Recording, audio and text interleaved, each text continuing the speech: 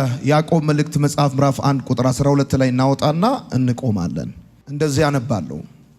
ቁጥር 12 በፈተና የሚጸና ሰው የተባረከ ነው፣ ምክንያቱም ፈተናን ሲቋቋም እግዚአብሔር ለሚወዱት የሰጠውን ተስፋ የሕይወትን አክሊል ያገኛል። ከፍ እናድርግ መጽሐፍ ቅዱሳችንን። ካልያዛችሁ ቀኝ እጃችሁን ከፍ አድርጉና እኔ የምለውን ከኔ ጋር በሉ። በደንብ ከፍ። እግዚአብሔር ሆይ አመሰግናለሁ፣ ቃልህን እወደዋለሁ፣ ካንተም እማራለሁ። የበዛ ሰላም፣ የማይወሰድ ደስታ፣ የድል ሕይወት ዛሬም ነገም ለዘላለም አለኝ። አሜን። በኢትዮጵያ አዲስ ኪዳን ካህናት ቤተክርስቲያን አዲስ አበባ አጥቢያ በዛሬ ማታ ፕሮግራማችን የምንካፈለው በያዕቆብ መልእክት መጽሐፍ ምዕራፍ 1 ቁጥር 12 ላይ ሐዋርያው ቅዱስ ያዕቆብ የተናገረውን የጻፈውን መልእክት ነው። በፈተና የሚጸና ሰው በሚል ርዕስ የምንካፈል ይሆናል። ወዳጆቼ እኛ ሰዎች በሕይወት እስካለን ድረስ የምንማር ከተማርን ደግሞ የምንፈተን ሰዎች ነን። በሕይወት እስካለን ድረስ ትምህርት አይቋረጥም። በልጅነታችን ከቤተሰቦቻችን፣ ከማህበረሰባችን፣ ከትምህርት ቤታችን እንማራለን። ከዛ እያደግን ስንመጣ ደግሞ በልዩ ልዩ መልኩ እንማራለን። ትምህርት ደግሞ ከቤተሰብ ከትምህርት ቤት ብቻ ከማህበረሰብ ብቻ ሳይሆን ከእግዚአብሔርም በቃሉም በልዩ ልዩ መንገድ እንማራለን። ይሄ ትምህርታችን የሕይወት ዘመን ትምህርት ከሆነ የሕይወት ዘመን ትምህርት የሚማር ሰው የሚፈተነውም የሕይወት ዘመን ፈተና ነው። ትምህርት ካለ መልመጃ አለ፣ ትምህርት ካለ ፈተና አለ፣ ትምህርት ካለ ጥያቄ አለ። ሰው ዝም ብሎ አይማርም። ከአንድ የሕይወት ደረጃ ወደ ሌላ የሕይወት ደረጃ መሻገርና ማለፍ ስላለበት ነው የሚማረው።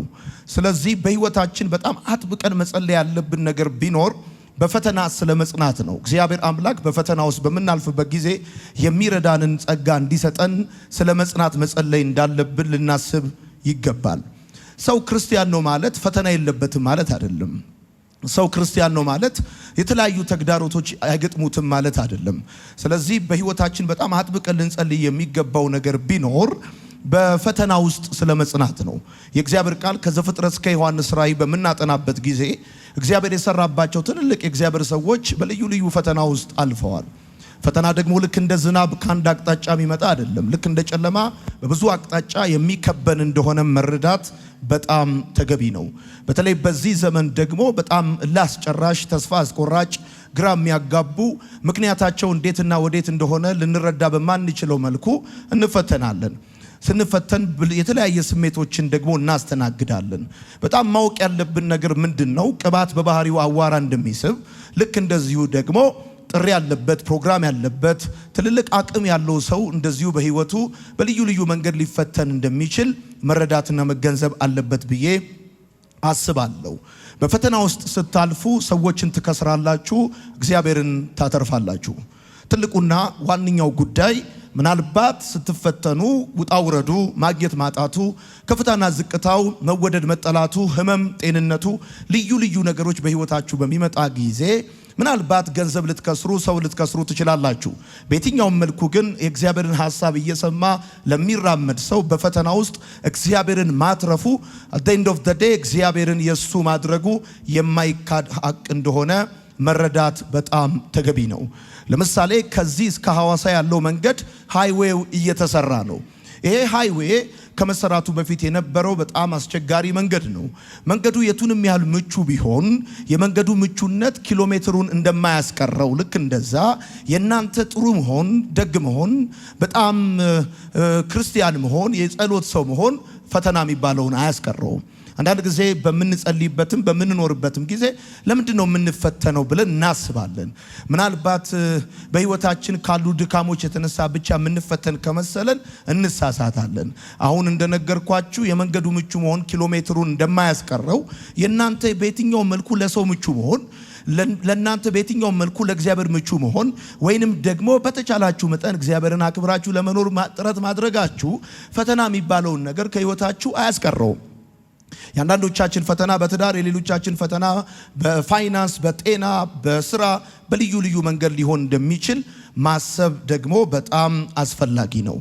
ስለ ፈተና ትዝ ይላችሁ ከነበረ በትምህርት ቤት በምንማርበት ጊዜ ፈተናው ለክላሱ ሙሉ ነው፣ መልስ ግን በግል ነው። መልሱ ግን በግል ነው። እንደ ሀገር የሚመጣ ፈተና አለ፣ እንደ ሀገር የሚመጣ ጥያቄ አለ፣ እንደ ህዝብ የሚመጣ ጥያቄ አለ። መልሱ ግን እንደ ህዝብ አይደለም። ይሄን ነው መጠንቀቅ ያለባችሁ። ለምሳሌ በየትኛውም ዘመን እንደ ኢትዮጵያዊ፣ እንደ አንድ ዜጋ፣ እንደ ሰው፣ እንደ ሀገር የመጣ ቻሌንጅ ሊኖር ይችላል። ነገር ግን ያ ቻሌንጅ እንደ ሀገር መጥቷል ማለት መልሱ በጅምላ ይሰጣል ማለት አይደለም።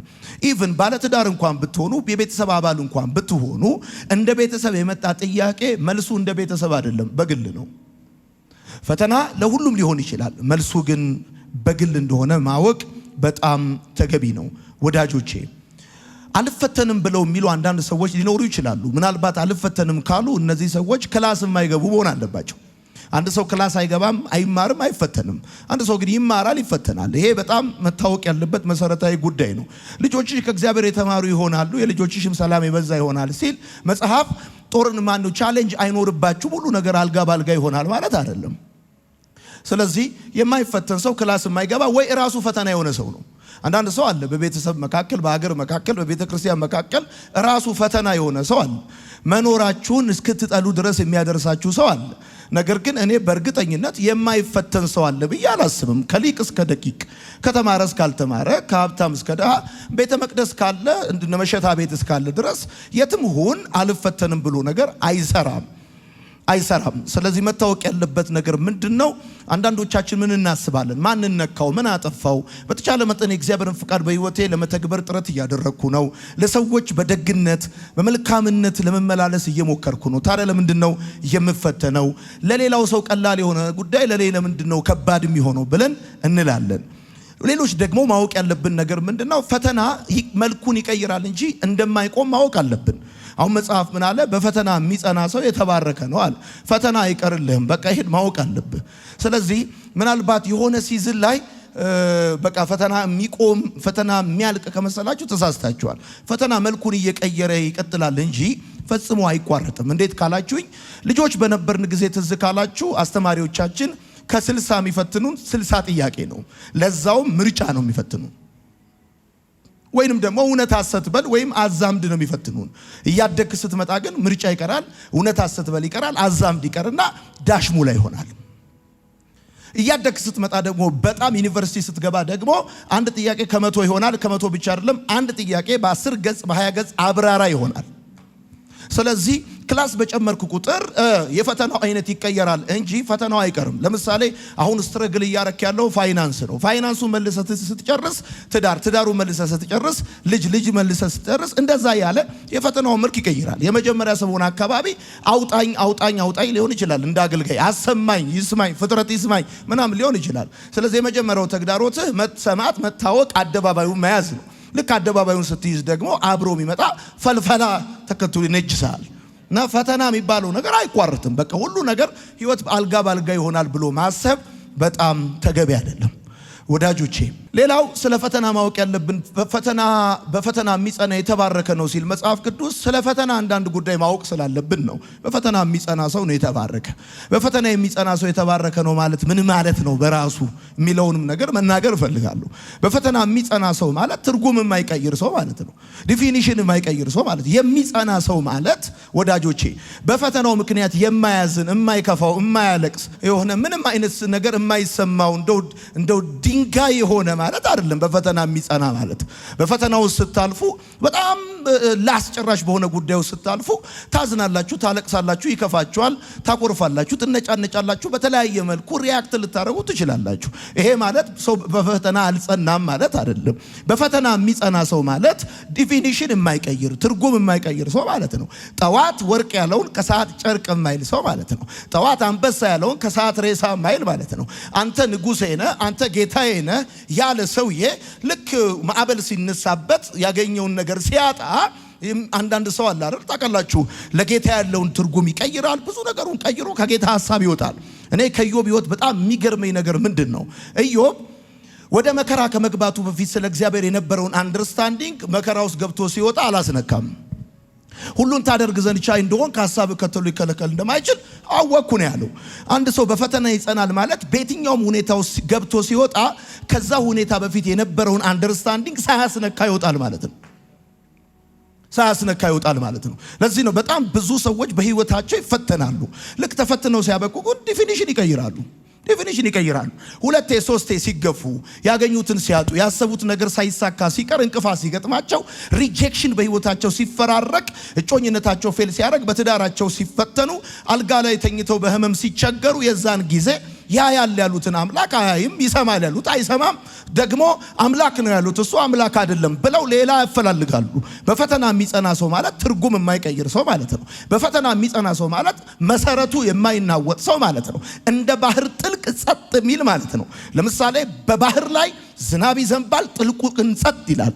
በባህር ላይ ወጀብ ይነሳል፣ ጥልቁ ግን ጸጥ ይላል። በባህር ላይ ንፋስ ይነፍሳል፣ ጥልቁ ግን ጸጥ ይላል። በፈተና የሚጸና ሰው ማለት የማይናወጥ ማለት ነው።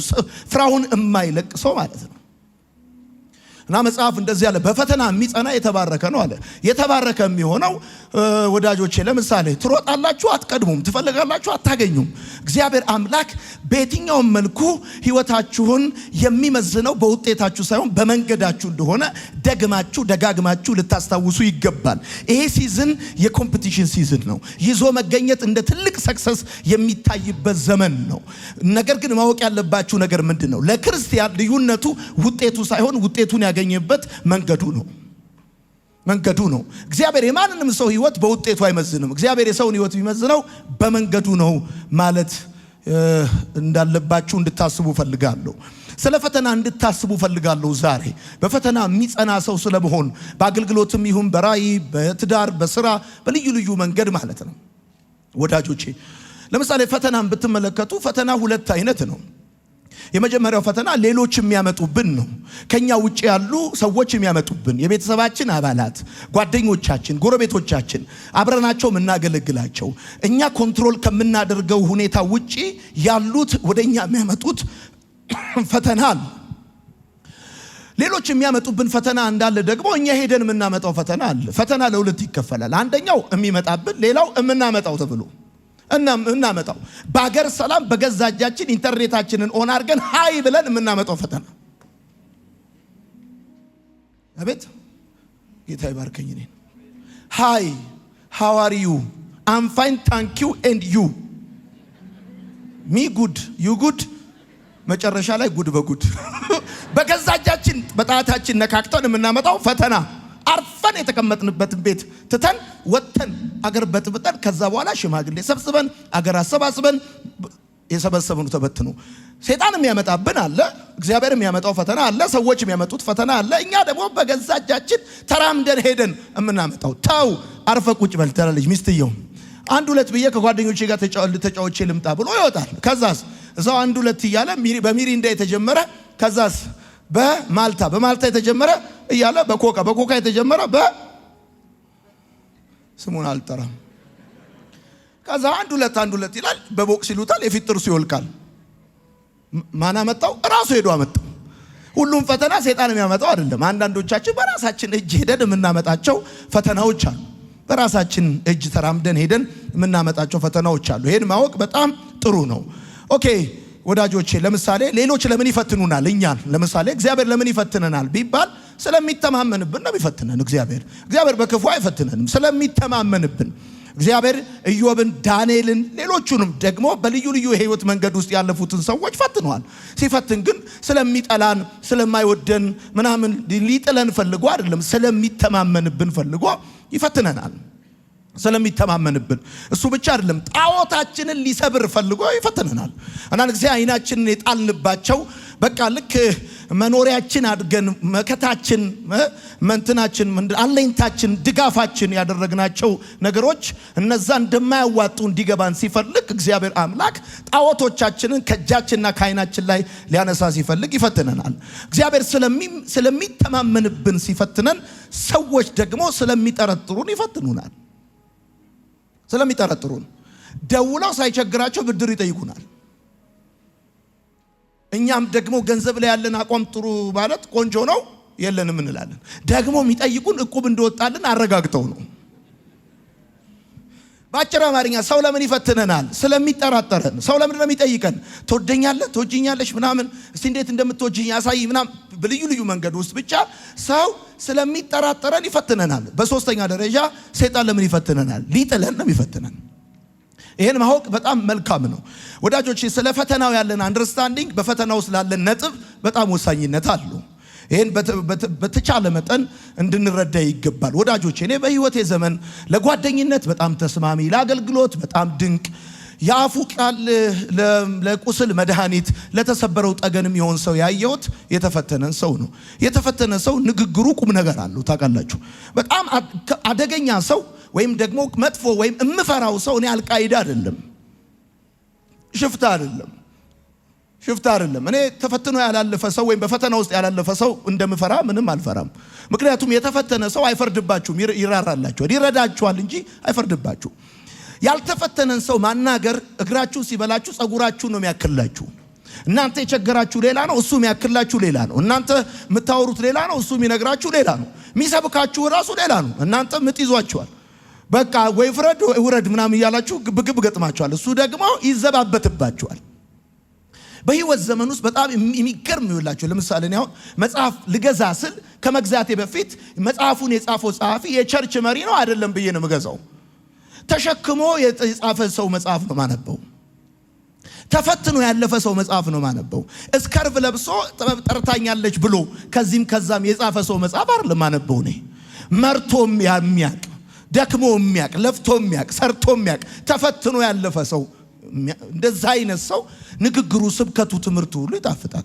ለምሳሌ ወጣቶች እዚህ ውስጥ ያላችሁ ወንዶች፣ ሴቶች ትዳር ስትይዙ አንዱ ማወቅ ያለባችሁ ነገር ቢኖር ይሄ ሰው ምን ያህል በቻሌንጅ ውስጥ አልፏል የሚለውን ነገር ማወቅ ጥሩ ነው። በፈተና ውስጥ ያለፈ ሰው ንግግሩ ለስብራት ጠገን ነው፣ ለቁስል መድኃኒት ነው። ንግግሩ ይገርማችኋል፣ ቁም ነገር አለው፣ ሰብስታንስ አለው ወዳጆቼ። እግዚአብሔር እንድንፈተን ለምንድን ነው የሚፈቅደው? ለምንድን ነው የሚፈልገው ብላችሁ ስትጠይቁ ወዳጆቼ ከትምህርት ቤት የተማርናቸውን ትምህርቶች እንረሳቸዋለን። ከፈተና የተማርነውን ትምህርት ግን አንረሳውም። ከትምህርት ቤት የተማርናቸው ትምህርቶች አሸዋ ላይ እንደተጻፉ ጽሁፎች ናቸው። ከፈተና የተማርነው ትምህርት ግን አለት ላይ እንደተጻፈ ጽሁፍ ነው። ባዮሎጂ ኢዝ፣ ኬሚስትሪ ኢዝ፣ ማቴማቲክስ ኢዝ፣ ፊዚክስ ኢዝ ብላችሁ የተማራችሁትን ብዙ ነገር ረስታችኋል። ከፈተና የተማራችሁትን ግን አረሳችሁም፣ አትረሱትም። እውነቴን ነው የምነግራችሁ። ያለ ማስታወሻ ደብተር በአለት ላይ እንደተጻፈ በልባችሁ ጽላት ላይ ተጽፏል። ከፈተና የተማራችሁ ትምህርት ይበልጣል ከትምህርት ቤት ከተማራችሁት። መጀመሪያ አካባቢ ታውቃላችሁ፣ ሰውን ሁሉ ለመውደድ ጥረት ታረጋላችሁ። ሰው ሁሉ የሚወዳችሁ ይመስላችኋል።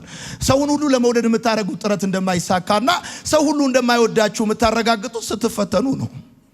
በሰው መካከል ያለ ሰው፣ በጓደኛ መካከል ያለ ጓደኛ፣ በዘመን መካከል ያለ ዘመድ እየኖራችሁ እንደሆነ የሚገባችሁ ስትፈተኑ ነው። ለፈተና ያላችሁ አንደርስታንዲንግ ሰክሰሳችሁን ይወስነዋል ወዳጆቼ። እና ይሄን ማወቅ በጣም በጣም መልካም ነው። አስታውሳለሁ እኔ አያቴ ቤት ሰለፈች የሽጥላ ቤት በኖርኩባቸው ጊዜያቶች አያቴ የምትገዛው 100 ኪሎ ጤፍ ነው። 100 ኪሎ ጤፍ ትገዛለች፣ 100 ኪሎ ስንዴ ትገዛለች። እና በጋሪ ላይ ተጭኖ ነው ጤፉ የሚመጣው፣ ስንዴው ተጭኖ ይመጣል። እና በቃ እየተንገዳገደ ነው ራሱ ባለ ጋሪ ይዞት የሚመጣው፣ እንደዚህ እያለ ይዞት ይመጣል። እና 100 ኪሎ ነው፣ አንዳንዴም ነሲብ ነው፣ ከ100 ኪሎ ሁሉ ከፍ ይላል። ከዛ ከተወሰነ ቀን ወይም ሰዓት በኋላ ሰፌድ ላይ ወይም ወንፊት ላይ ታስቀምጠውና መታ ስታደርገው እነ 100 ኪሎ 90 ኪሎ ይሆናሉ። ጌታ ይመስገን። 100 ኪሎ የነበረው ጤፍ ያ ስንዴ ልክ ቆሻሻው፣ ገለባው፣ አፈሩ ምናምን ሲወጣለት 95 ኪሎ ይሆናል፣ 90 ኪሎ ይሆናል። ልክ እንደዚህ ነው። አንዳንድ ሰው ቁንን ይላል፣ በፈተና መታ ሲያደርገው 90 ኪሎ ይገባል። በቃ ለምሳሌ አንዳንድ ቦታ የያዙ ሰዎች ከህይወት እንዲወጡ ሲፈልግ ዝም ብሎ ስፔስ የያዙ ሰዎች አሉ። ኮንታክትን ብቻ የሞሉ ሰዎች አሉ። ቁጥር ብቻ ጫማን የሚጨርስ ልብስን የሚጨርስ አላስፈላጊ በሆነ ሁኔታ ልብ ብሎ ኪሎ ብቻ የሆነ ሰው አለ ከህይወት። ታውቃላችሁ እግዚአብሔር ሰጥቶ ብቻ አይደለም ተቀብሎም ይባርካል። እግዚአብሔር ጨምሮ ብቻ አይደለም ቀንሶም ይባርካል። በተባረከ መቀነስ የሚባርካችሁ ሰዎች አሉ። ለምሳሌ ለሚቀጥለው የህይወት ምዕራፍ የማያስፈልጉ ሰዎችን ከህይወት መቀነስ ሲፈልግ አንተን ነው በፈተና መታ ሲያደርግ፣ በሰላሙ ጊዜ ስልክ እየደወሉ እስኪግል ድረስ የሚያወሩ ሰዎች ልክ ስትፈተን ብትፈልግ አታገኛቸውም። እኔ ነኝ እሱ ነው የሚያቀኝ እኔ አላቆም ይለዋል። ቻው ማን ልበል? ስም ሁሉ ነው የሚጠፋባቸው። ስለዚህ እግዚአብሔር አምላክ በደንብ ያውቃል። ህይወት የሌለው ሰብስታንስ የሌለው ጥቅም የሌለው ነገር ከህይወታችሁ እንዲራገፍ ሲፈልግ በፈተና አንድ ሁለቴ መታ ያደርጋቸዋል። አንድ ሶስቴ ሲያረጋችሁ በቃ ሌሎቻችንም ደግሞ ታውቃላችሁ ፈተና ቬሪ ሃምብል ነው የሚያደርገው።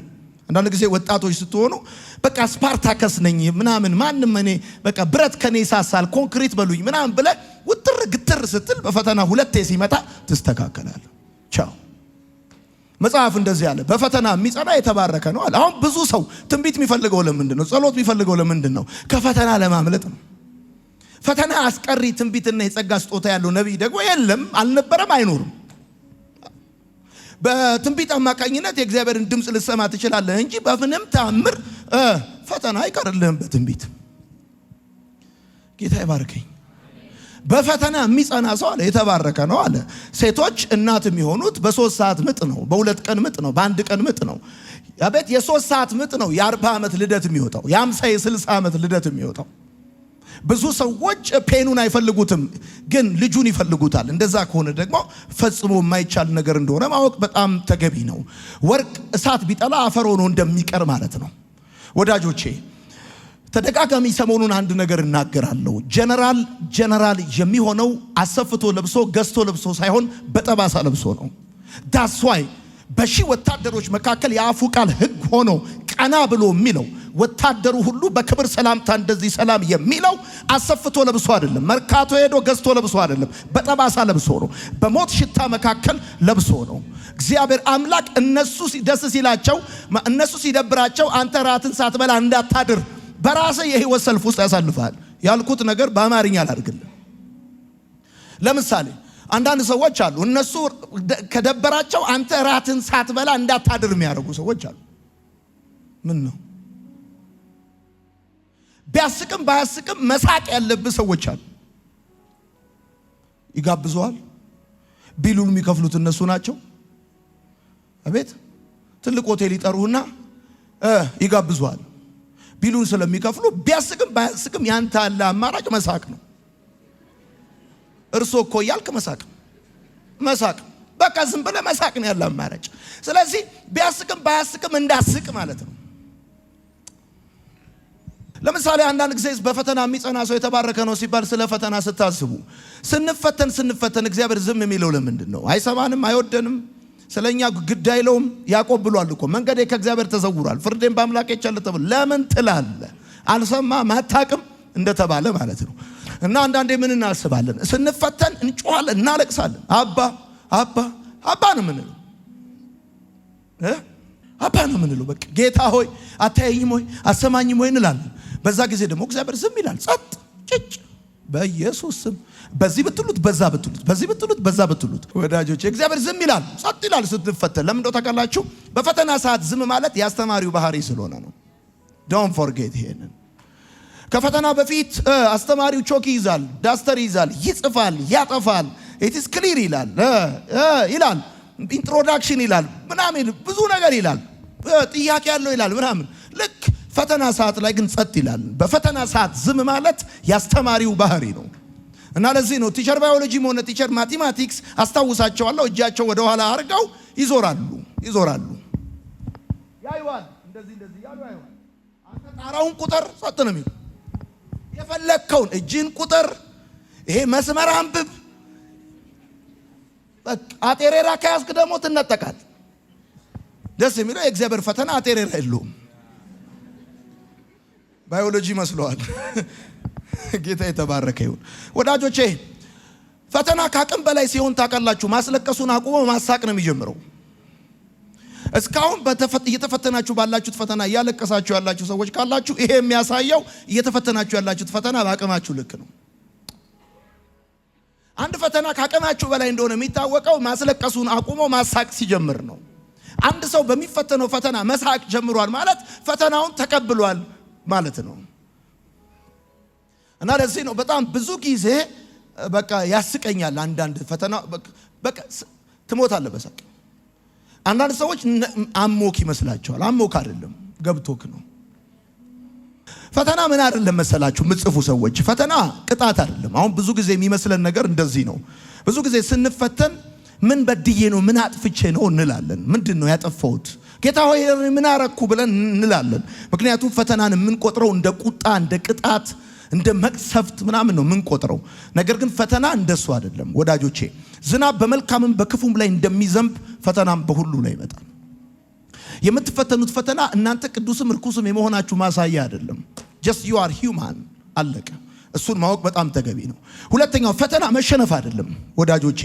ዘር ባፈሩ ሲቀበር የሚሞት ይመስልሃል? የሚጠፋ ይመስልሃል? እንዳታስብ። ስትፈተን እምትሞት ይመስልሃል? ስታጣ ስለቸገረ ወይ የምትበላው ነገር ስለሌለ የምትሞት እንዳይመስልህ። ፈተና መሸነፍ አይደለም። እየተፈተንክ ነው ማለት ተሸንፈሃል ማለት አይደለም። እንደዚህ እንደሆነ ያበቃል ያልቃል ማለት አይደለም። ሶስተኛ ፈተና መጨረሻ አይደለም። ሌሊቱ የቱንም ያህል ቢረዝም መንጋቱ እንደማይቀር ያለበት ጥያቄ የቱንም ያህል ከባድና ጥልቅ ቢሆንም መልስ መምጣቱ ካለበት ሁኔታ መውጣት የማይቀር ጉዳይ ነው። ሌላው ፈተና የድክመት ምልክት አይደለም። ብዙ ጊዜ የሚፈተኑ ጠንካራ ያልሆኑ ሰዎች እንደሆኑ እናስባለን። ነገር ግን ወዳጆቼ ፈተና የድክመት ምልክት አይደለም። ከዘፍጥረት እስከ ዮሐንስ ራእይ በጣም ጥልቅ እምነት ያላቸው ሰዎች ሲፈተኑ ተመልክተናል። በአምስተኛ ደረጃ ፈተና መውጫ የሌለው አይደለም። ብዙ ጊዜ የምናስበው ፈተና መግቢያ እንጂ መውጫ እንዳለው አናስብም። ወዳጆቼ በሸለቆ በር ገባው በሸለቆ በር ወጣው ተብሎ እንደተጻፈ አሁን ያለህበት ሁኔታ የገባበት መንገድ እንዳለ ሁሉ ከገባበት ሁኔታ ደግሞ የምትወጣበት መንገድ እንዳለ ማወቅ በጣም ጥሩ ነው። ታዲያ ፈተና ይሄ አይደለም ካልኳችሁ ፈተና ምንድነው? ለምሳሌ ፈተና መስታወት ነው። ሰው ፊትን ያያል አለ፣ እግዚአብሔር ግን ልብን ያያል አለ። ይሄ የማይታየው የሰው ውስጣዊ ማንነት ወደ መታየት የሚመጣው በፈተና ነው። ወዳጆች ፈተና የሰው መስታወት ነው። የእናንተም የሰው መስታወት ነው። የኔም የሌላም ሰው መስታወት ነው ፈተና። ሰው ማን እንደሆነ ምን እንደሆነ የምታዩበት፣ ፍቅርን የምታዩበት፣ ገብቶ አብሮነትን የምታዩበት፣ ወንድምነትን የምታዩበት፣ አባትነትን የምታዩበት፣ እህትነትን፣ ጓደኝነትን የምታዩበት መስታወት ነው። ፍቅር ይታያል በፈተና። እሱ ብቻ አይደለም፣ ፈተና መቅረጫ ነው። ልክ አንድ ተማሪ እጅ ያለ እርሳስ በመቅረጫ እንደሚቀረጽ ከዛ ለስዕል ምቹ እንደሚሆን መልካም እንደሚሆን ልክ እንደዛ ማለት ነው። ሌላው ወዳጆቼ ፈተና የማንቂያ ደውል ነው። በደም ስሙኝ፣ ፈተና የማንቂያ ደውል ነው። ብዙ ጊዜ እንዘናጋለን። ታውቃላችሁ፣ በጣም ነው የምንዘናጋው። በቃ እንዘናጋለን። የሆነ ጓደኝነት ውስጥ ገብተን እንዘናጋለን። ስራ ውስጥ ገብተን እንዘናጋለን። በልዩ ልዩ ጉዳዮች እንዘናጋለን። ስለዚህ እግዚአብሔር አምላክ ታውቃላችሁ፣ አላርም ዋና ስራው መንቃት ለሚፈልገውን ሰው ማንቃት፣ መንቃት ያልፈለገው ማናደድ ነው። የአላርም ዋና የጸጋ ስጦታ ሁለት ነው። አንደኛው መነሳት የፈለገን ሰው መቀስቀስ ነው። ሁለተኛው መተኛት የፈለገውን ሰው ማናደድ ነው። ፈተና የእግዚአብሔር የማንቂያ ደውል ነው። አንዳንድ ጊዜ ለሽ ነው የምንለው፣ በቃ ይመቸናል። ልክ በሬ እዚህ ጋር ሲያቁት ጭራው እንደሚያነሳ ሁለቴ ሶስቴ የተለያየ ነገር አይሚሲው አይኪሲው ሲሉን በቃላት የዛን ጊዜ መድኃኔዓለም ከተኛንበት እንድነቃ ሲፈልግ ፈተና የሚባለውን ነገር ያመጣል። ከእግዚአብሔር ፕሮግራም፣ ከእግዚአብሔር እቅድ፣ ከእግዚአብሔር ዓላማ ርቀን እንሄድና እንዘናጋለን። ስለዚህ እግዚአብሔር አምላክ እንድንነቃ ይፈልጋል። እሱ ብቻ አይደለም ወዳጆቼ፣ ፈተና ልክ እንደ ዘር ነው። ከቀበራችሁት አትጠራጠሩ፣ ታሸንፉበታላችሁ፣ ትወጡበታላችሁ። ኦኬ፣ አሁን ምን አልኳችሁ? በፈተና የሚጸና አለ ያዕቆብ ነው ይሄን የተናገረው። ከጌታ ጋር ኖሯል። በፈተና የሚጸና የተባረከ ነው ብሎ በኋላ ላይ ነግራችኋለሁ። ውጤቱንም ይናገራል። በፈተና የሚጸና ሰው የተባረከ ነው ይላል። ወዳጆች ፈተና ለምሳሌ የምትሉትን ይሰጣችኋል፣ የምታወሩትን ነገር ይሰጣችኋል። ፈተና ኃይሌ ገብረስላሴ ብዙ ጊዜ ሲጠየቅ የሚናገራት አንድ እንግሊዘኛ ነበረች። ዌል እንግዲህ እንዴት ነው ሩጫው ስትሉት ሩጫው ጥሩ ነበረ ወይም መጥፎ ነበረ አይልም። ዌል እንግዲህ ብሎ ነው የሚጀምረው። ዌል እንግዲህ ብሎ ሐሳብ አለው። እና ፈተና የምትሉት ነገር፣ የምትናገሩት፣ የምታወሩት ቴስቲሞኒ፣ የምትናገሩት ነገር እንዲኖራችሁ ፈተና ያደርጋል። ብዙ ጊዜ እኛ ሰዎች ወደ ፈተና ስንገባ 4 ደረጃዎችን እናልፋለን። የመጀመሪያው ደረጃ እኔ አይደለሁም ብለን እንክዳለን። የመጀመሪያው ወይ ራሳችንን ከፈተናው ለመለየት ወይንም ደግሞ ራሳችንን ተመልካች ለማድረግ በተወሰነ መልኩ እንጥራለን። እኔ አይደለሁም በጌታ በኢየሱስም እኔ ነኝ አሁን እዚህ ሁኔታ ውስጥ ያለሁት፣ ኧረ እኔ አይደለሁም በኢየሱስ እኔ ኧረ በኢየሱስ እያል መጀመሪያ ፈተናው እንደገጠመን ምን ነው አቤት። ለምሳሌ ከእግዚአብሔር ፍቃድ ውጪ በሆነ ነገር ውስጥ እንገባ ብቻ በእግዚአብሔር ፍቃድ ውስጥ ገብተን አንዳንድ ቻሌንጆች ይገጥመናል። እና ብቻ የመጀመሪያው ነገር ይሄ የማንቀበልበት ደረጃ አለ። ኖ አይ እኔ አይደለሁም ሌላ ሰው ነው በለኝ ጌታዊ እንላለን። ከዛ በኋላ የሚሆነው ነገር ምንድነው? በሁለተኛ ደረጃ እንንገዳገዳለን። አንድ ደቂቃ ጠንካራ፣ ቀጥሎ ባለው ደቂቃ ደካማ፣ አንድ ደቂቃ አማኝ፣ ሌላ ደቂቃ ተጠራጣሪ፣ አንድ ደቂቃ ተስፈኛ፣ ሌላ ደቂቃ ደግሞ ተስፋ ቆራጭ አይነት ነገር ሆነ እንገዳገዳለን። አሁን በፈተና ውስጥ ያለ ሰው አይታችሁት ከሆነ ሪል ፈተና ውስጥ ያለ ሰው ስታገኙት ዛሬ ኃይለኛ ሰባኪ ይሆንና ነገስ ተጠራጣሪ ሆኖ ታገኙታላችሁ። ሰብኳችሁ ቶሞካ አቁሞ ቡና ጋብዟችሁ ዚስ ኢዝ ዛት አሜን በል ሴ አሜን ምናምን ብሎ ኧረ እሳት ወርዶበታል ብላችሁ ስትጨርሱ በማግስቱ እኔ ከማን በልጣለሁ ውሰደኝ ሲል ታገኙታል። በቃ ኤልያስን አታስታውሱ? ምን እንደ ዛሬ እሳት ብሎ እንደ ነገ እኮ ነው ውሰደኛል ታይ ይላል። እንደዚህ አይነት ወጥነት የሌለው ሰባኪ ነው የሚያደርግ ፈተና። አንድ ቀን ተስፈኛ፣ አንድ ቀን ተስፋ ቢስ፣ አንድ ቀን ጠንካራ፣ አንድ ቀን ደካማ ትወዛወዛል። ሶስተኛው ደረጃ ግን እንደዚህ ይሆናል። በደንብ አድርጋችሁ ስሙኝ። ሶስተኛው ደረጃ አይናችን ይከፈታል። ልክ ይሄ የመጀመሪያው እንግደረደራለን፣ ለመካድ እንሞክራለን፣ እኔ አይደለሁም እኔ ነኝ ምናምን እንላለን። ከዛ ቀጥሎ አንድ ቀን ሰባኪ፣ አንድ ቀን የሆነ ነገር እንሆንና በሶስተኛ ደረጃ ግን እንደማይቀርልን እርግጠኛ ሆነን ስንቀበል፣ አዎ ብለን ስንቀበል የሚሆነው ሶስተኛው አይናችን ይከፈታል። ትልቅ አርገን ስናየው የነበረውን ትንሽ አርገን ማየት እንጀምራለን። ትንሽ አርገን ስናየው የነበረውን ነገር ትልቅ አርገን፣ ሩቅ የነበረውን ቅርብ ማድረግ እንጀምራለን። አይናችን ይከፈታል። ታውቃለህ፣ የብዙ ሰው አይን የተከፈተው በቻሌንጅ ውስጥ ነው። ዋው ኮካኮላ ፓ ብሎ እንደሚከፈት ነው ፓ ብሎ የሚከፈተው። አጠገብ ያለው ወርቅ ቅብ እንደሆነ ይገባል። ምን ነው ማያ ነች በለኝ ጌታ ሆይ እስክትል ማያን ታስታውሷታላችሁ? አንዴ አይጥ፣ አንዴ ሸራሪት፣ አንዴ ሸለመጥማጥ፣ አንዴ የሆነ ነገር የምትሆነው አንድ ፊልም ነበር ድሮ ልጆች ሆነን ቅዳሜ የምናያት። ጌታ ሆይ ማያ ነች በለኝ እስክትል ድረስ አይን ይከፈታል። በቃ ለምለም ሳር ሜዳ የመሰለ ገደል እንደሆነ የሚገባ እዛ ፈተና ውስጥ ሆነ አይን ፓ ብሎ ይከፈታል። አሃ ሞመንት ውስጥ ገባለህ። በአራተኛ ደረጃ እንለወጣለን። ሰው በፈተና ውስጥ አንድ አይነት አይሆንም። በአራተኛ ደረጃ ይለወጣል። የሚለወጠው እንዴት ነው? ከድካም ወደ ብርታት፣ ከችኮላ ወደ ትዕግስት፣ አሳድረን እንየው ወደ ማለት ትመጣለህ። ከዚህ በፊት ዛሬ ካልሆነ አሁን ካልሆነ በቃ ምናምን ስትል የነበርክ ሰውዬ ሁለቴ ሶስቴ በፈተና ቸብ ካረገ በኋላ ለከርሞ ምንድነው የምትለው? ከመቸኮል አሳድረ ማየት ትጀምራለህ። ከችኮላ ወደ ትዕግስት ትለወጣለህ። ከሞኝነት ወደ ጥበብ ነው የምትመጣው። ይገርማል። አንተን የመሰለ የህይወት መሐንዲስ እስከሚጠፋ ድረስ ሁለቴ ሶስቴ በሪሌሽንሺፕ ትፈተኝና አራተኛው ላይ ሲመጣ እንኳን ቆመሽ ተኝተሽ ትለየዋለሽ። ጩበ ኢየሱስ ስም ትይዋለሽ። አልስተው ማሳብህ ትይዋለሽ። በቃ ከሞኝነት ወደ ጥበብ ትመጫለሽ። ከዛስ ከፍርድ ወደ ርህራሄ ትመጣለህ። ታውቃላችሁ በጣም ኮምፓሽን ርህራሄ ያላቸው ሰዎች በፈተና ውስጥ ያለፉ ሰዎች ናቸው። እና ታውቃላችሁ በህይወቱ ያልተፈተነ ሰው እዩት እስቲ። ፈራጅ ነው። በቃ በለው፣ ፈንክተው፣ ግደለው፣ የታባቱ ምናምን ሲል የነበረ ያልተፈተነ ነው። ተፈትኖ ያለፈ ሰው እዩት እስቲ።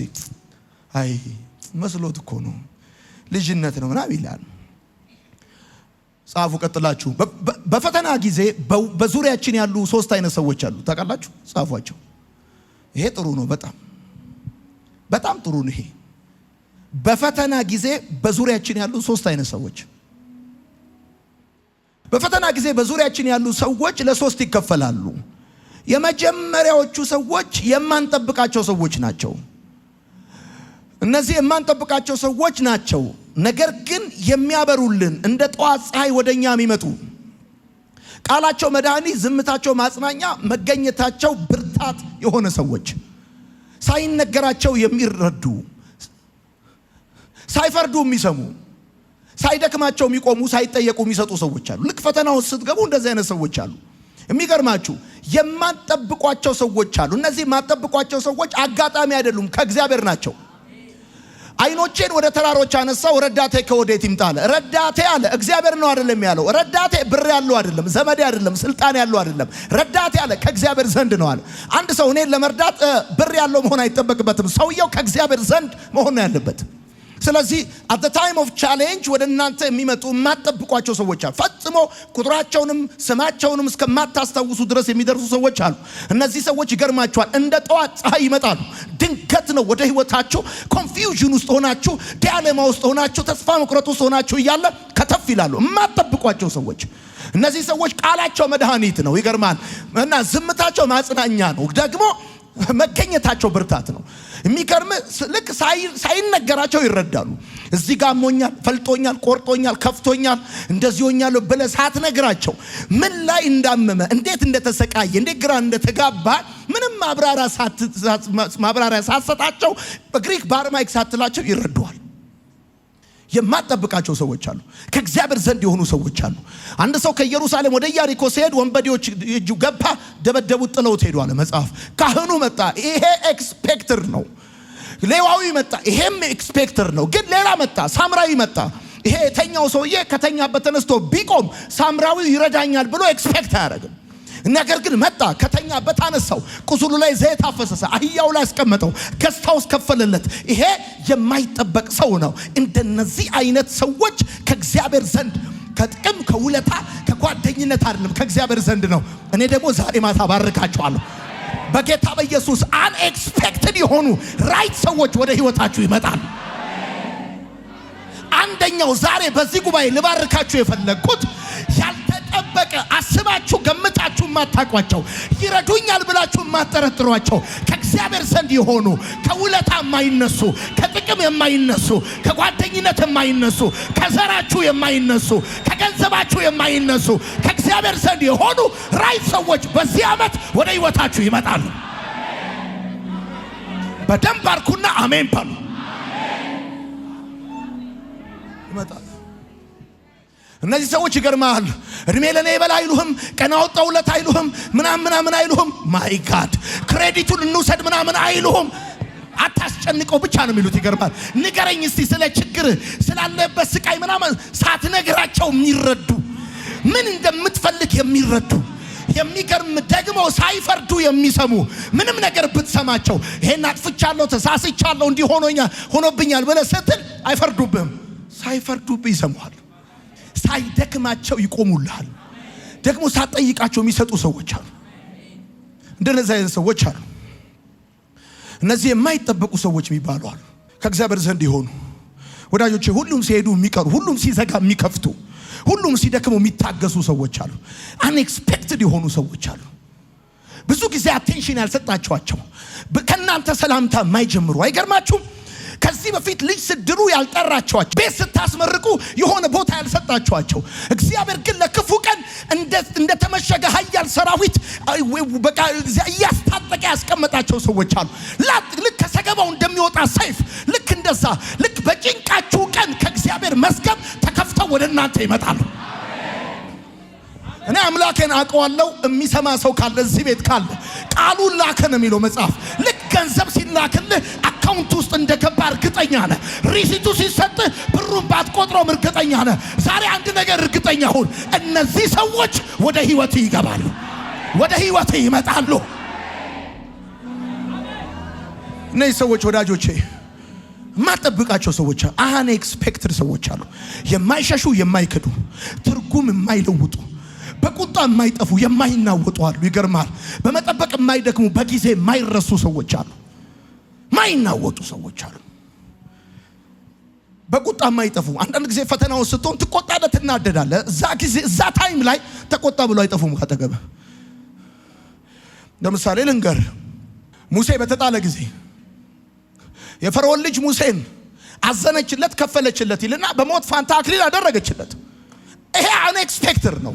ህግ የወጣው፣ አዋጅ የወጣው፣ ትእዛዝ የወጣው ከአባቷ ቤት ነው። አንድ ፓርት ነች እሷ። ይሄ የማይጠበቅ ጉዳይ ነው። ይገርማል። ህፃኑ ልጅ ስለራሱ መናገር አይችልም። እኔ እንትና ነኝ ማለት አይችልም። እንደዚህ ያለች ይሄ ሞት የሚገባው ልጅ ነው አይደለም ያለችው። ይሄ ከዕብራውያን አንዱ ነው፣ የዕብራውያን ልጅ ነው አለች። ይገርማል። አሁን do you expect የፈርዖን ልጅ አንድ የተጣለን ሰው ታነሳለች ብለህ እንዴት ትጠብቃለህ? የሙሴ እህት ታየው ነበር። ይገርማል። ይሄ እንደዚህ የማትጠብቃቸው ሰዎች አሉ። በቃ የማትጠብቃቸው ሰዎች ገብቷል። ይቀብሩኛል ብለህ ስትል የሚያነግሱ ሰዎች አሉ። አንዳንድ ሰው ያነግሱኛል ያልካቸው ሰዎች ይቀብሩሃል። እና የፈርዖን ልጅ ሞት ፋንታ አክሊል አደረገችለት። እሱ ብቻ አይደለም፣ የፊልጵስዩስ ጠባቂ ትዝ ይላችኋል። ሐዋርያት ሥራ መጽሐፍ ምዕራፍ 16 ላይ የነ ጳውሎስን ቁስል አጠበላቸው ይላል። አንኤክስፔክትድ ሰዎች አሉ በፈተና ውስጥ። አንዳንድ ጊዜ እንዲህ ልታስቡ ትችላላችሁ። ልክ ቻሌንጅ ሲገጥማችሁ አሁን ከዚህ ቻሌንጅ እንዴት እወጣለሁ ብላችሁ ትጨነቃላችሁ፣ ምጥ ይዛችኋል። ኖ እግዚአብሔር እናንተን የሚረዳችሁ በምታውቁት ሰው ነው። ውለታ ባረጋችሁለት ሰው ነው ያላችሁ ማን ነው? ለእግዚአብሔር ሰማይና ምድር ሁሉ የሱ ነው። የምድር ፍጥረት ሁሉ የሱ ሰራዊት ነው። ይገርማል። እንኳን አይደለም ሌላው የአሳ ነባሪ ኦርደር ይሰጠዋል። እግዚአብሔር ይሰጠዋል። አሁን በህሊናችሁ የምታስታውሷቸው ሰዎች አትፈልጉም። አዘነችለት ይል ጌታ ይመስገን። ሁለተኛዎቹ ሰዎች አሉ በፈተና ጊዜ በዙሪያችን ካሉ ሰዎች መካከል ሁለተኛዎቹ ምን ጠብቃቸው ሰዎች ናቸው። ነገር ግን እነዚህ እንደ ጥላ የሚሄዱ ናቸው። ቃላቸው ቁስል ነው፣ ዝምታቸው እሳት ነው፣ መገኘታቸው ሸክም የሆኑ ሰዎች፣ ሳያዩ የሚፈርዱ፣ ሳይረዱ የሚናገሩ፣ ሳይቆሙ የሚደክሙ የሚሄዱ፣ ከሌሎች ጋር የሚያወዳድሯቸው፣ እኔ አንተም ብሆን ብለው የሚያሳቅቋቸው ሰዎች አሉ። እነዚህ የምትጠብቋቸው ሰዎች ናቸው። በመልካም ጊዜ ውለታ ያረጋችሁላቸው ሰዎች ናቸው። ስልኬን ያነሳሉ ብላችሁ የምታስቧቸው፣ ረድቻቸዋለሁ ብላችሁ የምታስቧቸው ናቸው። እነዛ ማጠብቋቸው ሰዎች ከእግዚአብሔር ዘንድ የእግዚአብሔርን ማዳን ያሳያችሁ ዘንድ ይገርማቸዋል፣ እንደ ንስር ከፍ ያደርጓቸዋል። የምትጠብቋቸው ሰዎች ደግሞ እንደ ከረባት ነው የሚያወርዷችሁ። ልባችሁን አውርደው ታች። ትዝ ይላችኋል የኢዮብ አጽናኞች ገና እንደመጡ ለማልቀስ ሞከሩ። 7 ቀንና 7 ሌሊት ዝም ብለው ቁጭ አሉ። ከዛስ ከማጽናናት ወደ መውቀስ እኮ ነው የመጡት። ኢዮብን ስለ ስውር ኃጢያቱ መውቀስ ጀመሩ። እንደዚህ አይነት ሰዎች አሉ። የምትጠብቋቸው ኤክስፔክተር ናቸው። እነዚህ የኢዮብ ወዳጆች ናቸው ነው የሚለው መጽሐፍ። ቀጥሎስ አኪጦፌል ትዝ ይላችኋል የዳዊት አማካሪ ከዳዊት ጋር በጭንቅ ቀን ይሆን ዘንድ ኤክስፔክተር ነው። ግን ከአቤሴሎም ጋር አመፀ። በጭንቅ ቀን፣ በፈተና ቀን፣ በሞት ቀን የሚያምጽባችሁ ሰው አለ። ትዝ ይላችኋል። ሌላውም ሰው ደግሞ ይሁዳን እዩት። የሰላሜ ሰው ያልኩት ብሎ በብሉይ ኪዳን የተነገረለት ሰው በጌታ ሹመት የተሰጠው ገንዘብ ሚኒስተር የሆነ እሱ ብቻ አይደለም። ትዝ ይላችኋል ማርቆስ ከጳውሎስ ያፈገፈገ ሰው።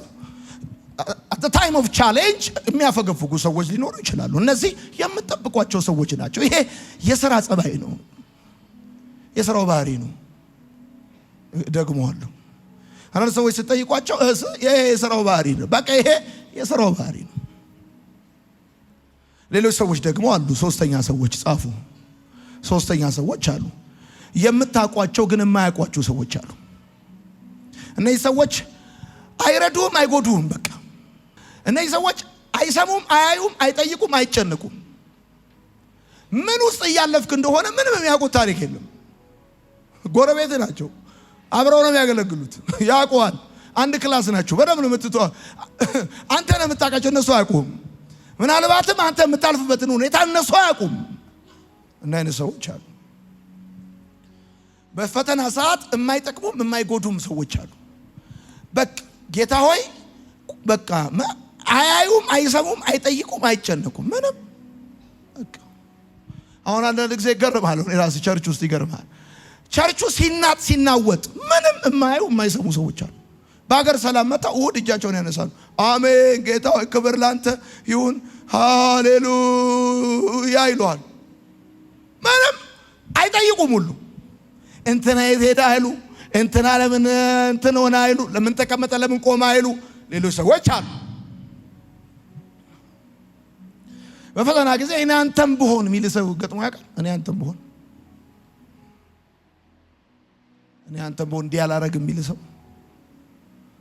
መጽሐፍ እንደዚህ ያለ በፈተና የሚጸና የተባረከ ነው፣ የተባረከ ነው አለ እግዚአብሔር። ዛሬ ማታ የሚባርካችሁ አንድ ነገር አድርጎ ነው።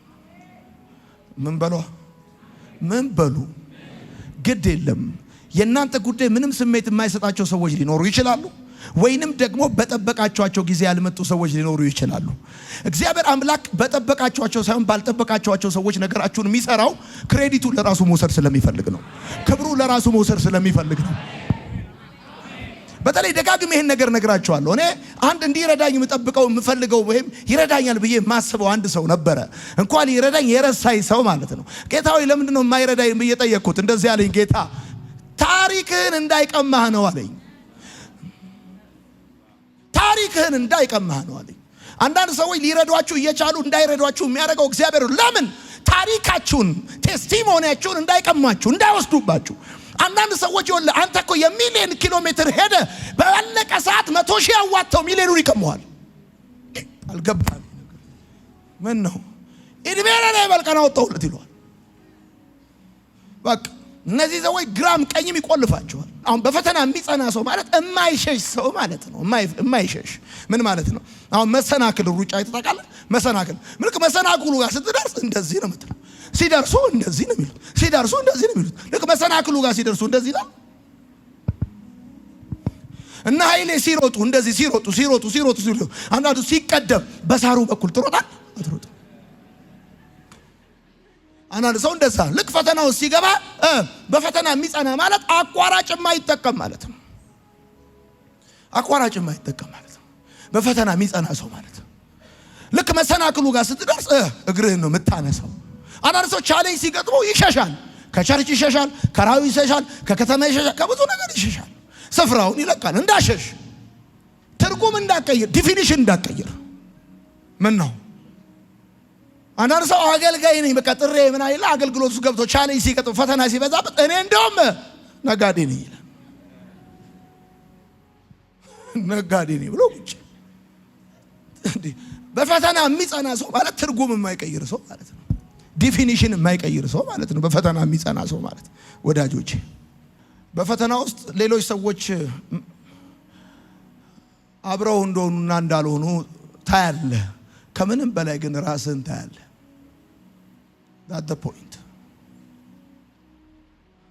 በፈተና ውስጥ ሰዎች ላንተ ምን ማለት እንደሆኑ ብቻ አይደለም የምታየው፣ አንተ ለሌሎች ሰዎች ምን ማለት እንደሆንክም ታያለህ። ታውቃላችሁ ፈተና የሰውን ባህሪ አይሰራም። የሰውን ሂድን ባህሪ ነው ኤክስፖዝ የሚያደርገው የሚገልጠው። የሰውን ትክክለኛ ማንነት ነው የምታውቁት። ትዝ ይላችኋል ጳውሎስ እሳቱን በጭራሮ እየጨመረ ማንደድ በጀመረ ቁጥር ጭራሮ የመሰለ እፉኝት እንደተገለጠ ልክ የሆነ እሳት ሲነሳ አንዳንዱ ተመሳስሎ የኖረ እፉኝት ብድግ ይላል። በቃ ታውቃላችሁ ዝናብ ሲዘንብ ምድር ውስጥ የተደበቀ ህይወት እንደሚወጣ ልክ እንደዚሁ በሰው ውስጥ የተደበቀ ሂድን የሆነ ነገር የሚገለጠው በፈተና ነው። ሰው በፈተና አይደለም የሚሰራው፣ በፈተና ነው የሚገለጠው። ፈተና ወዳጆቼ ቁልፍ ነው። ራሳችሁን ሌሎች ሰዎችን የምታዩበት ልክ ሁሉ ነገር ሲሳካ መንገድ ሲቀና ምናምን አይሚሲዩ ነው አይኪሲዩ ነው በቃ ልክ ነገር ሲጨልም ደግሞ አይኪሊው ይሆናል። ገለበጥን ነው እማትወጣው የሚመስላቸው ጊዜ አለ። ታውቃላ ያለቀል ከዚህ በኋላ መንገድህ የማይቀጥል የሚመስላቸው ጊዜ አለ። የዛን ጊዜ ሰዎች ይሸበለላሉ። ነገር ግን አንድ ነገር እንድታውቁ ይገባል። መጽሐፍ እንደዚህ አለ፣ በፈተና የሚጸና ሰው ማለት ዲፊኒሽን የማይቀይር ሰው ማለት ነው። ትርጉም የማይናወጥ ማለት ነው።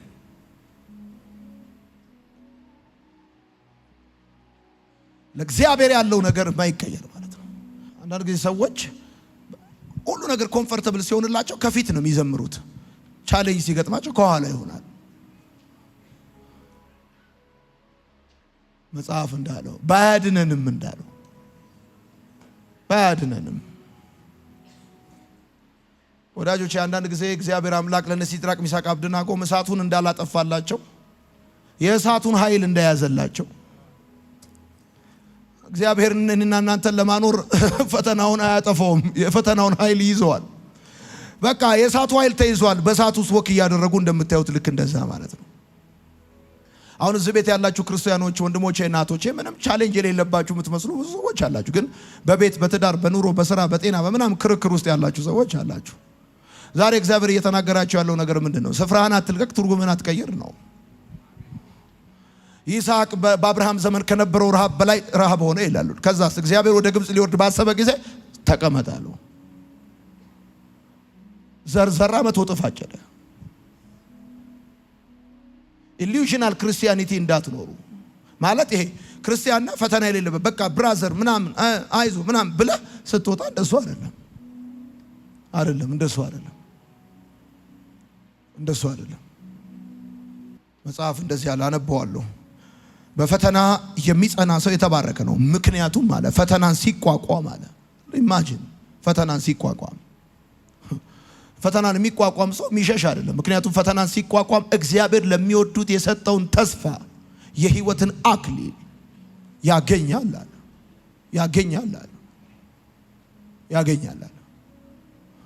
ምክንያቱም እግዚአብሔር ለሚወዱት የሰጠውን ተስፋ የሕይወትን አክሊል ያገኛል አለ። አውቶሪቲን፣ ሹመትን፣ ክብርን የሚያገኘው በፈተና የሚጸና ሰው ነው። ልጨርስላችሁ ስሙኝ። ዘንድሮ በጣም ብዙ ሰዎች ይገርማቸዋል ቶሎ ነው ዲፊኒሽን የሚቀይሩት። በክርስትና ቤት ውስጥ ትልልቅ ነገር ኤክስፔክት የምታደርጉባቸው ሰዎች የተወሰነ ሲፈተኑ ቋንቋ ቀይረው ከሃዲ ነው የሚሆኑት፣ ኢቲስት ይሆናሉ። መጽሐፍ እንደዚህ ያለ በፈተና የሚጸና ሰው አለ። ጳውሎስና ሲላስ በእስር ቤት ሲዘምሩ ሳለ የወይኑ መሰረት ተናወጠ። ትፈተናለህ። አንኤክስፔክትድ ሰዎች እግዚአብሔር ይልክልሃል። አትጠራጠር። ጌታ እግዚአብሔር ምስክሬ ነው። እንደውም እንደዚህ ባርካለሁ። ዮሴፍ አባቱ የወንድሞቹን ደህንነት ጠይቆ እንዲመጣ በላከው ጊዜ ወንድሞቹን እየፈለገ ሲያጣ ምድረ በዳ ላይ አንድ ሰው አገኘዋለ። የት እንዳሉ ነገሩታል። ዛሬ እነግርሃለሁ። ፍለጋ ከየት እንዳለ የሚነግርህ የማታውቀው ግን ከእግዚአብሔር ዘንድ የሆነ ሰው ወደ አንተ ይመጣል። አትንከራተትም፣ አትቅበዘበዝም። ያው በዚህ ጋር ነው አንተ ልክ ኮምፓስ እጅ እንደሚገባ ራይት ሰዎች እግዚአብሔር አንተ ያየልህ ቦታ ጋር የሚያደርሱ ትክክለኛ ሰዎችን እግዚአብሔር ይሰጣል። ዳዊት ሚስቱን በተቀማ ጊዜ ሰው በሱ ላይ በተነሳ ጊዜ ያስከተላቸው ሰዎች ድንጋይ ባነሱበት ጊዜ እግዚአብሔር እንዴት አሳልፎ እንደሰጠው ትዝ ይላቸዋል። አንድ ግብፃዊ መንገድ ላይ ተኝቶ አገኘው። እየመራ ወሰደዋል። ዘመዶቼ አልረዱኝም ብላችሁ አትቀይሙ። የምታውቋቸው ሰዎች አላገዙኝም ብላችሁ አትቀይሙ። ወዳጆቼ ሰው እናንተን ለመርዳት ስልጣን ቢኖረው ሊረዳችሁ አይችልም። ብር ቢኖረው ሊረዳችሁ አይችልም። ስለሚያውቃችሁ አይረዳችሁም። በቃ ይሄን ማወቅ አለባችሁ። መጽሐፍ የሚለው እንደዚህ ነው። አይኖቼን ወደ ተራሮች አነሳሁ አለ። ተራራ ኪሊማንጃሮ አይደለም። ተራራ በዛን ወቅት ስልጣን፣ ገንዘብ፣ አቅም ዳዊትን ሊረዳ ኃይል ያለው ሰው ማለት ነው። አነሳው አለ። ከዛስ ረዳቴ ከወዴት ይምጣ? ረዳቴ አለ ሰማይና ምድር ከሰራ ከእግዚአብሔር ዘንድ ነው ማለት እግዚአብሔር ነው ማለት አይደለም። ሰውየው ብር ያለው አይደለም፣ ዘመድ አይደለም፣ ከኔ ዘር አይደለም፣ ጓደኛ አይደለም፣ ቤተሰብ አይደለም። ወዳጆቼ እኔ ሰዎች አልረዱኝም ብዬ መቀየም ያቆምኩት ይሄ ቃል ሲገባኝ ነው። ኔቨር ኤንድ ኤቨር ሰው ብር ስላለው ስልጣን ስላለው እኔን ስለሚያቀኝ ውለታ ስላረኩለት አይረዳኝም። እኔን ለመርዳት ብር ያለ መሆን ብቻውን በቂ አይደለም። ዩ ሃቭ ቱ አንተ ከእግዚአብሔር ዘንድ መሆን አለበት። ከእግዚአብሔር ዘንድ የሆነ ሰው ደግሞ ይገርማል። እድሜ ለኔ በልቀና ወጣሁለት አይልም። ከእግዚአብሔር ዘንድ የሆነ ሰው ፉል ፓኬጅ ነው ደግሞ የሚረዳ ሰው እኮ ታውቃለህ። አንዳንዴ እንዳትሞትም እንዳትጠፋም አድርጎ ነው የሚረዳ። ምን ነው እንዳድንም እንዳኖርም አድርጎ ይረዳል። እንዴት የሚያስፈልግ ታሪክ እንዲቀየር 30 ሺህ ብር ነው የሚሰጥስ 27 ሺህ ብር ይሰጣል። እንድታጠፋው አድርጎ ይሰጣል። ምን ነው እንድታጠፋው ሰው ሲረዳ እንደዛ ነው ይረዳ። እንድታጠፋው አድርጎ ይረዳል። ሁሌ እሱን እንድትፈልገው አድርጎ ይረዳል። ከእግዚአብሔር ዘንድ የሆኑ ሰዎች ግን ይገርማል። አንተን ለመርዳት እጃቸውን ሲዘረጉ እውነቴን ነው የምነግርህ፣ አንደኛ ሳትነግራቸው ይረዳሉ። ገና ቸግሮኛል ሳትላቸው እንደ ቸገረ ያውቃሉ። እየሳቅ እኮ ነው እየሳቅ ግን የሆነ ነገር አለ ይሉሃል። ማይ ጋድ በጌታ በኢየሱስ ስም በኢየሱስ አብርሃም ድንገት 3 ሰዎች በቤሩ ሲያልፉ እንዳገኛቸው እኔ በጌታ በኢየሱስ ስም ባርካቸዋለሁ። የቆየ ጥያቄያችሁን የሚመልሱ እንግዶች ዘንድሮ ወደ ቤታችሁ ይመጣሉ።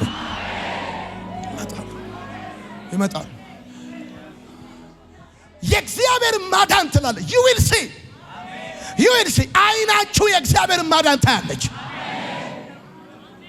የእግዚአብሔርን አደራረግ ታያለች። የኢትዮጵያ ሕዝብ እንደሆነ ብድር ሲመልስ ነው የሚኖረው። ለቅሶውን ትደርሳላችሁ፣ ለቅሷችሁን ይደርሳል። ሰርጉን ትሄዳላችሁ፣ ሰርጓችሁን ይመጣል። ለቅሶ ስትሄዱ 500 ብር ሰጡታላችሁ፣ ለቅሷችሁን ሲመጣ 500 ብር ይሰጣችኋል። መዝገብ አለው። የእግዚአብሔር እርዳታ ከናንተ መዝገብ አይነሳም። ከናንተ ውለታ አይነሳም። ከናንተ ጥቅም አይነሳም። እውነቴን ነው የምነግራችሁ። ደግሞ አንድ ነገር ልጨምርላችሁ። ዳዊት ያለው ትዝ ይላችኋል። የእግዚአብሔርን ቸርነት የማደርግለት አንድ ሰው ከሳኦል ቤት አለ አለ። ሲፈለግ የተገኘው ሽባ ነው። ሽባ ደግሞ ጽዮን አይገባም። ይሄ አሁን ይደረጋል የተባለው የዳዊት ቸርነት አይደለም፣ የእግዚአብሔር ቸርነት ነው። የእግዚአብሔር ቸርነት ከግራ አይነሳም። የእግዚአብሔር ቸርነት ከቁመት አይነሳም። የእግዚአብሔር ቸርነት ከትምህርት ደረጃ አይነሳም። የእግዚአብሔር ቸርነት ከራሱ ከእግዚአብሔር ነው የሚነሳው። ሽባ ሁን አትሁን፣ የእግዚአብሔር ቸርነት ካፈር ያነሳል።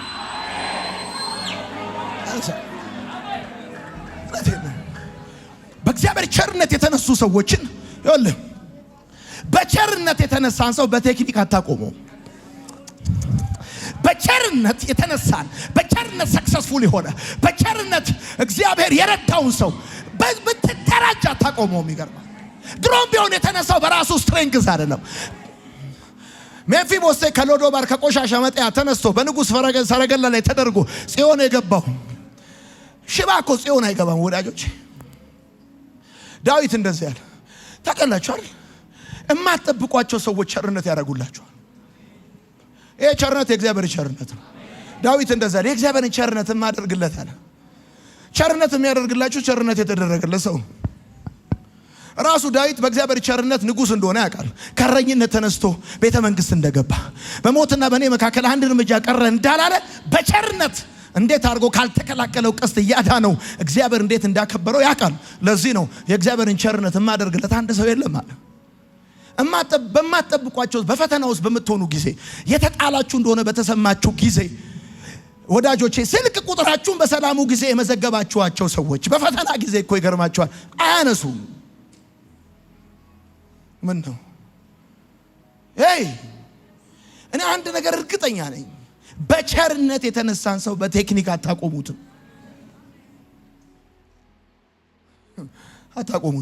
ለምን ይሄን ብዬ እምላችሁ? አንዳንድ ጊዜ ይረዳኛል ብላችሁ ኤክስፔክት የምታረጉት የመዘገባችሁ ስልክ ቁጥር አይረዳችሁም። አበልጅ ነው፣ ዘፈር ልጅ ነው፣ ያገሬ ልጅ ነው፣ ቤተሰቤ ነው፣ ጓደኛዬ ነው፣ ምን አብሮ አደጌ ነው። አይረዳችሁም። ደግሞ አትቀየሙትም። ገብቷችኋል? ስታገኙት ያዝ ነው የምትሉት። ይመችህ እኔ ከፍላለሁ ነው የምትለው።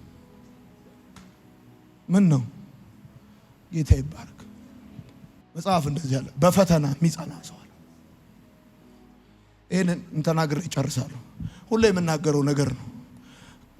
ለምን እግዚአብሔር ይሄን ነገር እንድናገር ዛሬ እንደፈለገ አላውቅም፣ ግን ሰሞኑን በቃ ተደጋጋሚ ጊዜ ይሄን ነገር እናገራለሁ። ካፒቴኖች ፕሌን ሲያበሩ ተርቡላንስ በሚገጥማቸው ጊዜ በተረጋጋ ድምፅ ምንድን ነው የሚሉት? የተወሰነ ንቅናቄ ሊኖር ስለሚችል ቀበቷችሁን ታጠቁ። የተበረራ አስተናጋጆች የሚነግሯችሁ ነገር አድርጉ። ተረጋግተው እንኳን ስታር አላይንስ አባል ወደ ኢትዮጵያ አየር መንገድ ለመብረር መጣችሁ ምናምን ብለው በቅ ተቀማጥለው ነው የሚያወሩት። እየመጣ ያለው ተርቡላንስ ወደ ታች የሚያደርግ ነው። እነሱ ግን ተረጋግተው ነው የሚነግሯችሁ እንጂ አለቀልን ወይኔ በቃ ምናምን አይሉ። ወይ ጸልዩላችሁ በቃ አከተ ወይኔ ዛሬ አይሉም። ይገርማል። የቱንም ያህል ከባድ ተርቡላንስ ቢመጣ የተወሰነ ንቅናቄ ሊኖር ስለሚችል ነው የሚሉት። እርግጠኛ ናቸው እንደሚያልፉት። በፈተና የሚጸና ሰው ማለት ልክ እንደ ኢትዮጵያ ኤርላይንስ ካፒቴን ነው። በቃ ፋሚሊ እየመራ ነው። የተወሰነ ንቅናቄ ሊኖር ስለሚችል በቤተሰብ አባላት ቀበቷችሁን ጠበቅ አድርጉ። ዚስ ኢዝ ዛት የተወሰነ ንቅናቄ ሰሞኑን የተወሰነ እጥረት ሊኖር ስለሚችል የዚህ ቸርች አባላት ቀበቷችሁን ጠበቅ አድርጉ። እናልፈዋለን። ወደ ዴስቲኔሽናችን እንደርሳለን። ወደ አለን ወደዛ ቦታ እንደርሳለን። ወደ አየልን ወደዛ ቦታ እንከባለን። ደስታ ነው የሚባል በፈተና የሚጸና ሰው ስብከቱ እንደዚህ ነው። የተወሰነ ንቅናቄ የተወሰነ ማጣት እጥረት ሊኖር ይችላል።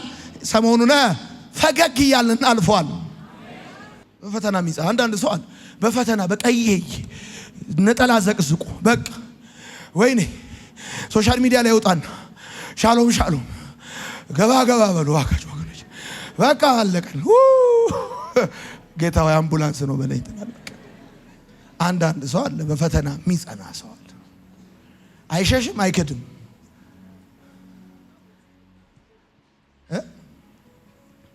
ወዳጆቼ በፈተና ጊዜ እኮ በፈተና ይክዳል። ጴጥሮስ ትዝ ይላችኋል። ኢየሱስ የምትይውን ሰው አላውቀውም አለ። ልክ ፈተና ውስጥ ስትገቡ ዓለም የጨለመባችሁ ሲመስላቸው የትንሣኤው 3ኛ ቀን እንደሚመጣ ይረሳሉ። አሁን እንደተያዛችሁ የሮማ ወታደር ይዞታል አይደል? ነገ ሞት ሊይዘው እንደማይችል ረስቷል። የምትይውን ሰው አላውቀውም አለ።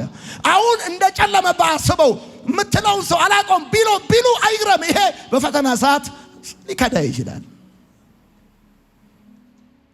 ወዳጆቼ እነ ጴጥሮስ የከዱትን ኢየሱስ እኮ ነው የአርማቴው ዮሴፍ እኮ የቀበረው። ኢየሱስ እኮ ሲቀበር ራሱ አዲስ መቃብር ቤት ነው የተቀበረው። ያላስተማረው ሰው ነው የቀበረው እኮ። አብሮት ያልነበረ ሰው ነው የቀበረው። ከሐዋርያቱ አንዱ አይደለም የቀበረው፣ ያላስተማረው። እንዲህ እኮ ነው ታውቃላችሁ። እቤታችሁ አሳድጋችሁ ከአፈር አንስታችሁ ምናምን ከሆነ ምን አርጋችሁ ያስመረቃችሁት ሰው በፈተና ጊዜ አይመጣም። ያላስተማራችሁት ሰው መጥቶ በቃ በራችሁን ይከፍተዋል። በቃ ኢየሱስ ጌታ ነው ትላላችሁ የዛን ጊዜ። ምን ነው? ስለዚህ እንደዚህ ይሆናል። ያልጠበቃችሁት ሰው ለሰርጋችሁ ቀን ይመጣል። የሆነ የሚያገባ ሰው ነው አሜን ማለት ነበር። አጠገባችሁ ያለው ሰው እንደዚህ በሉት፣ የተወሰነ ንቅናቄ ሊኖር ይችላል በሉት፣ እናልፈዋለን በሉት። የተወሰነ ምን የሆነ ሊኖር ይችላል በሉት፣ እናልፈዋለን። አይዞ፣ ቋንቋ እንዳትቀይር፣ ትምህርት እንዳትቀይር፣ ስፍራ እንዳትለውጥ፣ ኢየሱስ ጌታ ነው። በደንብ አርጋችሁ ለጌታ ክብር አጨብጭቡ እስቲ። ጌታ ተናግሮኛል የሚል ሰው ብቻ ያጨበጭባል።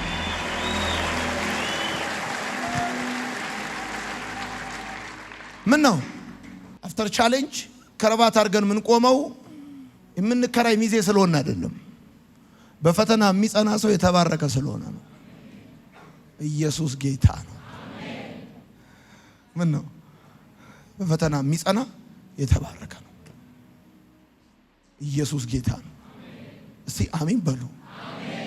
ደግሞ ጌታ ዘንድሮ you will see ተውት፣ ያስደንቃችኋል አይደለም ብለው ያስደነግጣችኋል። ኦ ማይ ጋድ I didn't expect ይሄንን። ኦ ማይ ጋድ ያው እግዚአብሔር ዘመረ ብቻ አይቀርም፣ በኢየሱስም በበረከቱ ያስደነግጣችኋል። በቃ እግዚአብሔር ያስደነግጣችኋል። እኔ ይሄንን ማመን ይከብደኛል እስክትሉ ድረስ፣ ይሄንን ኤክስፔክት አላደረኩም እስክትሉ ድረስ ያስደነግጣችኋል እግዚአብሔር። ታላችሁ በጉብኝቱ፣ በተአምራቱ፣ በመልካም አመጣጡ። በፈተና የሚጸና ሰው በመጠበቅ የማይደክመው ሰው ነው። ዲፊኒሽን የማይቀይር ሰው ነው። ይህ ትምህርት ምናልባት ለትዳር አጋራችሁ፣ ለቤተሰባችሁ፣ ለኑሯችሁ፣ ለህይወታችሁ በልዩ ልዩ መንገድ ለምታልፉ ሰዎች ትምህርት ነው።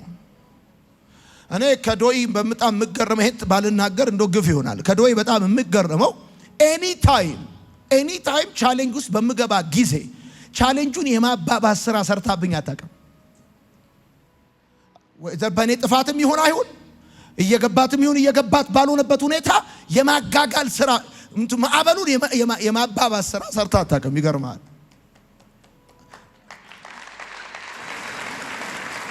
በፈተና የሚጸና ዋይፍ ማለት እንደዛ። በፈተና የሚጸና ሰው አለ። አሁን በቃ በፈተና የሚጸና ምን ነው? በሸጣችሁ ቀን የገዛችሁ እስኪመስለው ድረስ ሰይጣን ኮንፊውዝድ ይሆናል። እደግመዋለሁ። በሸጣችሁ ቀን የገዛችሁ እስኪመስለው ድረስ ሰይጣን ኮንፊውዝድ ይሆናል። እውነቴን ነው የምነግራችሁ፣ እውነቴን ነው። እንደ ሰይጣን ግራ እስኪገባው ድረስ እናንተን ምን ማድረግ እንዳለበት ግራ እስኪገባው። በፈተና የሚጸና ሰው የተባረከ ነው። አጠገባቸው ያለው ሰው ያዙትና በፈተና የሚጸና ሰው የተባረከ ነው በሉት። አክሊልን ያገኛል በሉት። ደግሞ በሉት ይውት አይኑ ውስጥ እግዚአብሔር ለሚወዱት የሰጠውን ተስፋ በሉት። እግዚአብሔር ለሚወዳቸው የሰጣቸውን ተስፋ አክሊል ያገኛል በሉት። ኢየሱስ ጌታ ነው።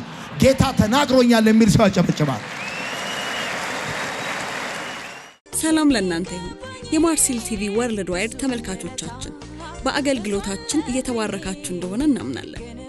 የማርሲል ቲቪ ወርልድ ዋይድን ዩቲዩብ፣ ፌስቡክ፣ ቲክቶክ እንዲሁም ኢንስታግራም ቻናላችንን ፎሎ እና ሰብስክራይብ በማድረግ ከጎናችን መሆናችሁን እንድታሳዩን በአክብሮት እንጠይቃለን። በአሜሪካ የምትገኙ የቤተ ክርስቲያናችንንና የመልካም ወጣት ፕሮጀክትን በገንዘባችሁ ማገልገል የምትወዱ ቅዱሳን በዜል ቁጥራችን +1 240 472 66 15 ላይ ገቢ በማድረግ ከጎናችን መቆም የምትችሉ መሆኑን እናሳውቃለን። ይህንንም ስታደርጉ በአመቱ መጨረሻ ላይ ከግብር ተቀናሽ የሚደረግላችሁ ይሆናል። እንዲሁም ደግሞ ስክሪኑ ላይ በተዘረዘሩት የባንክ ሂሳብ ቁጥሮቻችን ገቢ በማድረግ ከቤተ ክርስቲያናችንና ከመልካም ወጣት ፕሮጀክት ጎን መቆም የምትችሉ መሆኑን ከወዲሁ እናሳውቃለን። የተወደዳችሁ የማርሲል ቲቪ ወርልድ ዋይድ ተመልካቾቻችን ከቤተ ክርስቲያናችንና ከመልካም ወጣት ፕሮጀክት ጎን ሆናችሁ ለምታሳዩን ድጋፍ ከልብ እናመሰግናለን። ጌታ ኢየሱስ አብዝቶ ይባርካችሁ። ለኔ ሕይወት ክርስቶስ ነው። ክብር ሰጥሃለሁ ጌታዬ፣ ክብር ሰጥሃለሁ